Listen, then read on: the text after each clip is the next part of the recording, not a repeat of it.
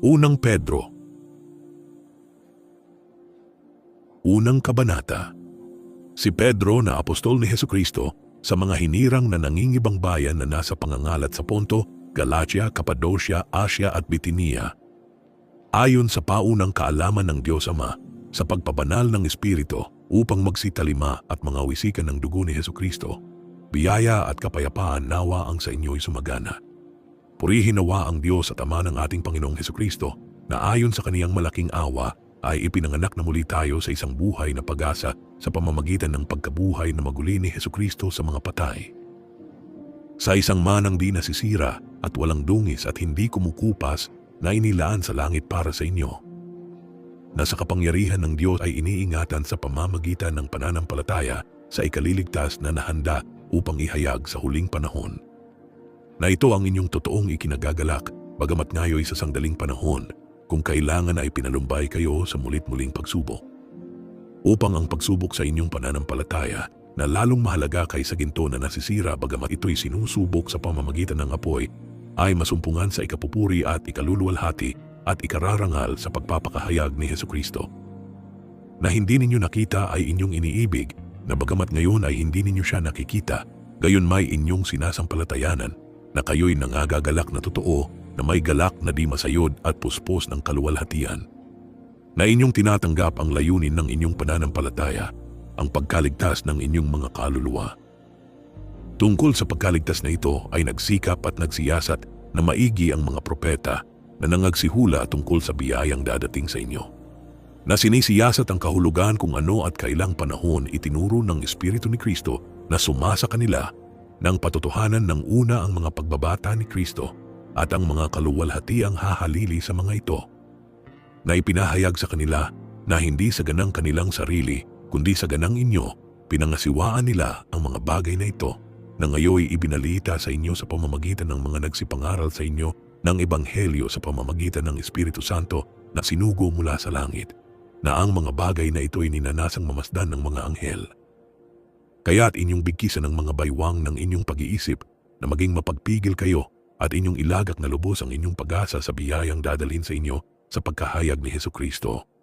Na gaya ng mga anak na matalimahin, na huwag kayong mangagasal na ayon sa inyong dating mga masasamang pita nang kayo'y nasa kawalang kaalaman. Ngunit yamang banal ang sa inyo'y tumawag, ay mangagpakabanal naman kayo sa lahat ng paraan ng pamumuhay. Sapagkat nasusulat, kayo'y mangagpakabanal, sapagkat ako'y banal.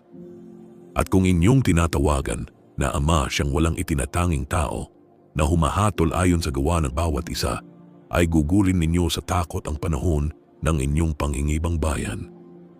Na inyong nalalamang kayo'y tinubos hindi ng mga bagay na nangasisira, ng pilak o ginto, mula sa inyong walang kabuluhang paraan ng pamumuhay na ipinamana sa inyo ng inyong mga magulang, kundi ng mahalagang dugo, gaya ng sa korderong walang kapintasan at walang dungis, sa makatuwid bagay ang dugo ni Kristo. Na nakilala nga ng una bago itinatag ang sanglibutan, ngunit inihayag sa mga huling panahon dahil sa inyo, na sa pamamagitan niya ay nananampalataya kayo sa Diyos, na sa Kaniya'y bumuhay na maguli sa mga patay, at sa Kaniya'y nagbigay ng kaluwalhatian, upang ang inyong pananampalataya at pag-asa ay mapasa Diyos. Yamang nilinis ninyo ang mga kaluluwa sa inyong pagtalima sa katotohanan, sa pag-ibig na hindi pakunwari sa mga kapatid, ay mangagibigan kayo ng buong ningas ng inyong puso sa isa't isa. Yamang ipinanganak kayong muli, hindi sa binhing nasisira, kundi sa walang kasiraan, sa pamamagitan ng salita ng Diyos na nabubuhay at namamalagi. Sapagkat ang lahat ng laman ay gaya ng damo, at ang lahat ng kaniyang karangalan ay gaya ng bulaklak ng damo.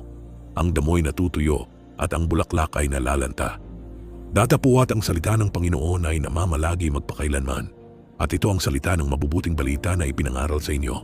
Ikalawang kabanata.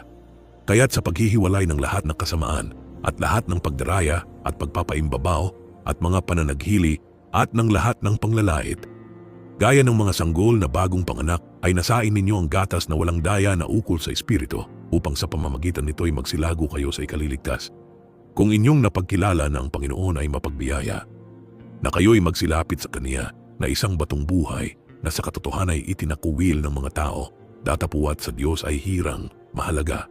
Kayo rin naman, na gaya ng mga batong buhay, ay natatayong bahay na ukol sa Espiritu upang maging pagkasaserdoteng banal, upang maghandog ng mga hain na ukol sa Espiritu na nangakalulugod sa Diyos sa pamamagitan ni Hesukristo. Sapagkat ito ang nilalaman ng kasulatan, narito aking inilalagay sa Siyon ang isang batong panulok na pangulo, hirang mahalaga, at ang sumasampalataya sa kanya ay hindi mapapahiya.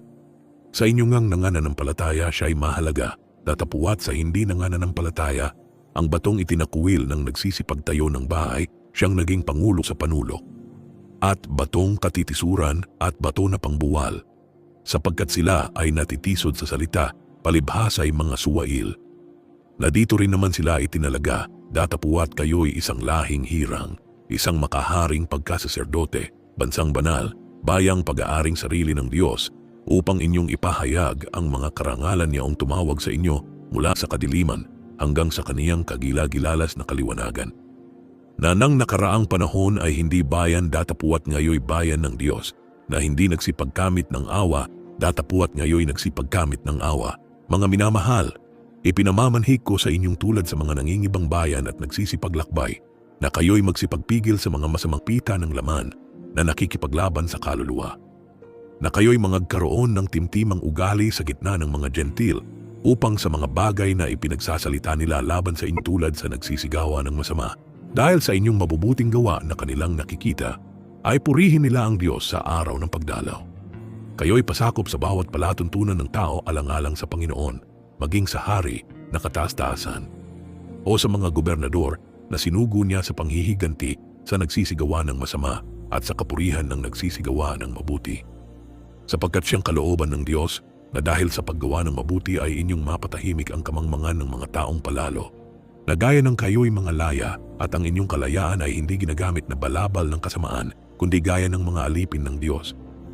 Igalang ninyo ang lahat ng mga tao, ibigin ninyo ang pagkakapatiran, mga takot kayo sa Diyos, igalang ninyo ang hari.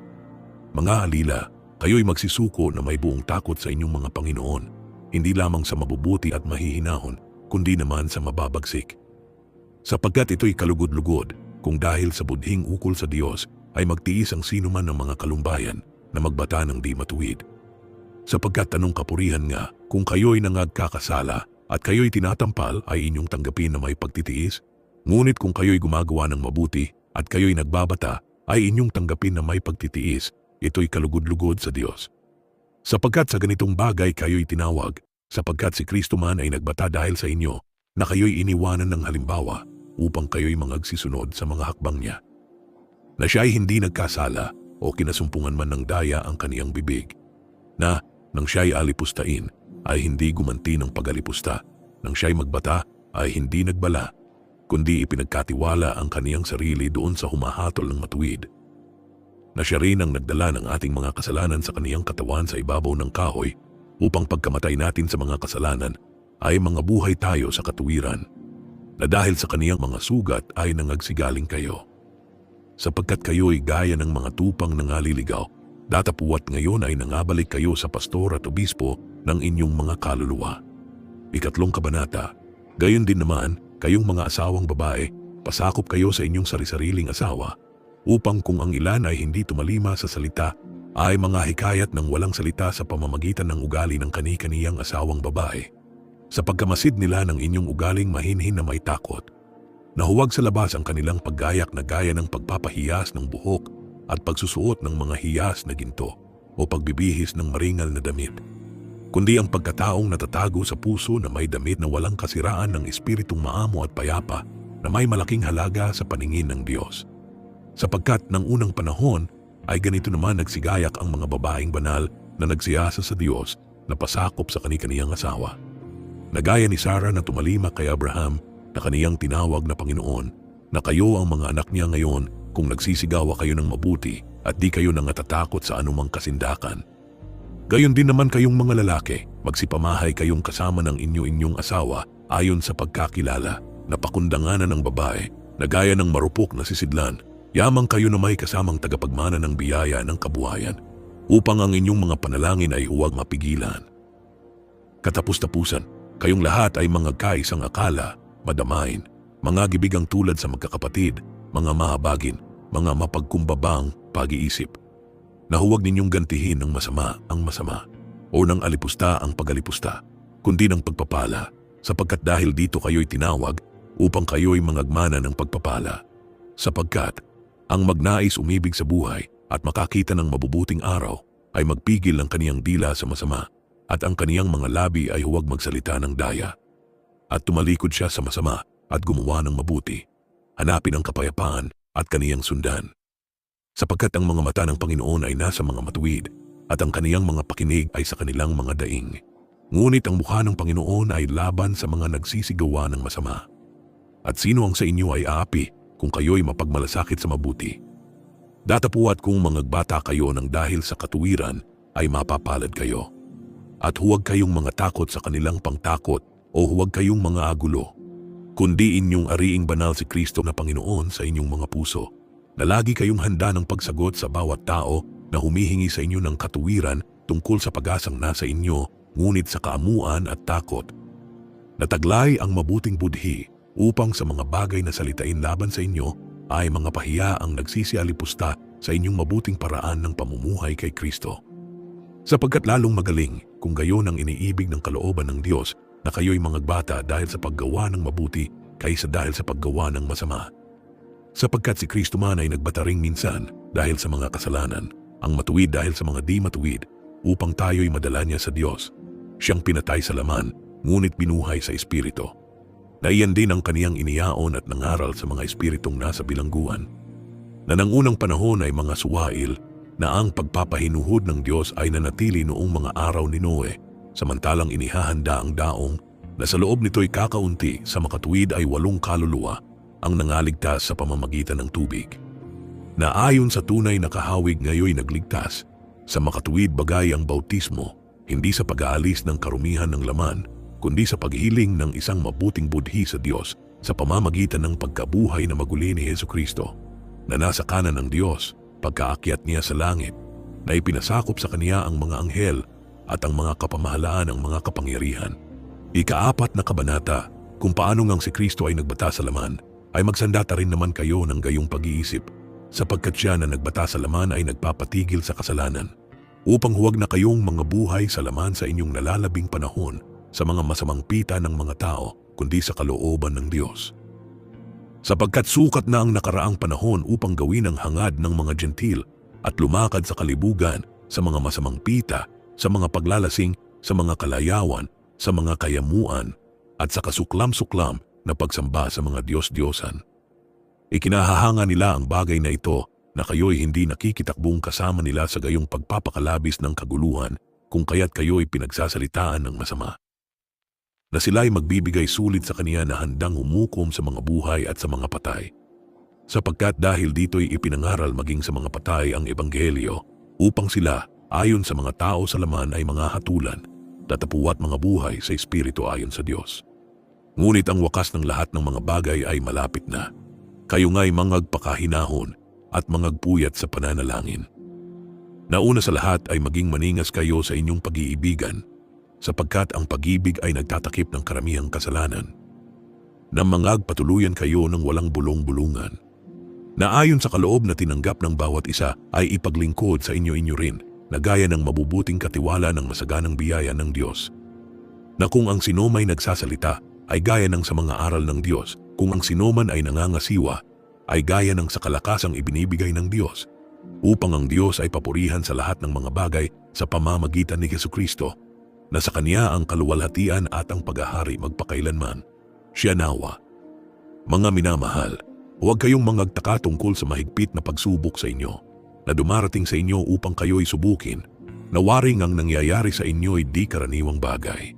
Kundi kayo'y mga galak, sapagkat kayo'y mga karamay sa mga hirap ni Kristo, upang sa pagkahayag ng kaniyang kaluwalhatian naman ay mga galak kayo ng malabis na galak.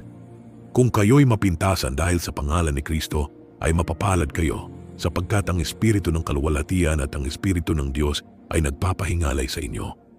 Ngunit huwag magbata ang sinuman sa inyo na gaya ng mamamatay tao o magnanakaw o manggagawa ng masama o gaya ng mapakialam sa mga bagayng iba. Ngunit kung ang isang tao ay magbata na gaya ng Kristiyano, ay huwag mahiya kundi luwalhatiin ang Diyos sa pangalang ito. sapagkat dumating na ang panahon ng pasimula ng paghuhukom sa bahay ng Diyos. At kung mauna sa atin, ano kaya ang wakas ng mga hindi nagsisitalima sa ebanghelyo ng Diyos? At kung ang matuwid ay bahagya ng makaliligtas, ang masama at ang makasalanan ay saan kaya magsisiharap? Kaya't ipagkatiwala naman ng nangagbabata ayon sa kalooban ng Diyos ang kanilang mga kaluluwa sa paggawa ng mabuti sa tapat na lumalang. 5 kabanata, sa matatanda nga sa inyo'y umaaral ako, akong matandang kasamahan ninyo, at isang saksi ng mga hirap ni Kristo na may bahagi naman sa kaluwalhatiang ihahayag. Pangalagaan ninyo ang kawan ng Diyos na nasa inyo, na magsigamit kayo ng pagpupuno na hindi sa pilitan, kundi makasayahan na ayon sa kalooban ng Diyos, na hindi dahil sa mahalay na kapakinabangan, kundi sa handang pag-iisip. Ni hindi din naman ang gaya ng kayo'y may pagkapanginoon sa pinangangasiwaang ipinagtagubilin sa inyo, kundi kayo'y maging mga uliran ng kawan. At pagkahayag ng Pangulong Pastor, ay magsisitanggap kayo ng di nasisirang putong ng kaluwalhatian. Gayon din naman, kayong mga kabataan ay magsisuko sa matatanda. O, kayong lahat ay mangagbigkis ng kapakumbabaan na kayo-kayo'y maglingkuran, sapagkat ang Diyos ay sumasalangsang sa mga palalo, datapuat nagbibigay ng biyaya sa mga mapagpakumbaba. Kaya't kayo'y mangagpakababa sa ilalim ng makapangyarihang kamay ng Diyos upang kayo'y kaniyang itaas sa kapanahunan. Na inyong ilagak sa Kaniya ang lahat ng inyong kabalisahan, sapagkat kayo'y ipinagmamalasakit niya. Kayo'y maging mapagpigil, kayo'y maging mapagpuyat. Ang inyong kalaban na dyablo, na gaya ng liyong umuungal, ay gumagala na humahanap ng masisila niya. Na siya'y labanan ninyong matatag sa inyong pananampalataya, yamang inyong nalalaman na ang mga gayong hirap ay nagaganap sa inyong mga kapatid na nangasa sa sanglibutan. At ang Diyos ng buong biyaya na sa inyo'y tumawag sa kaniyang walang hanggang kaluwalhatian kay Kristo, pagkatapos na kayo'y makapagbatang sangdaling panahon, ay siya rin ang magpapasakdal, magpapatibay, at magpapalakas sa inyo. Sumasa kaniya nawa ang paghahari magpakailanman, siya nawa. Sa pamamagitan ni Silvano na tapat nating kapatid, ayon sa aking palagay sa kaniya, ay sinulatan ko kayo ng maiksi na aking iniaaral at sinasaksihan na ito ang tunay na biyaya ng Diyos. Magsitibay kayo dito. Binabati kayo ng nasa Babylonia na kasamang hinirang at ni Marcos na aking anak. Mangagbatian kayo ng halik ng pag-ibig. Kapayapaan nawa ang sumainyong lahat na anak kay Kristo.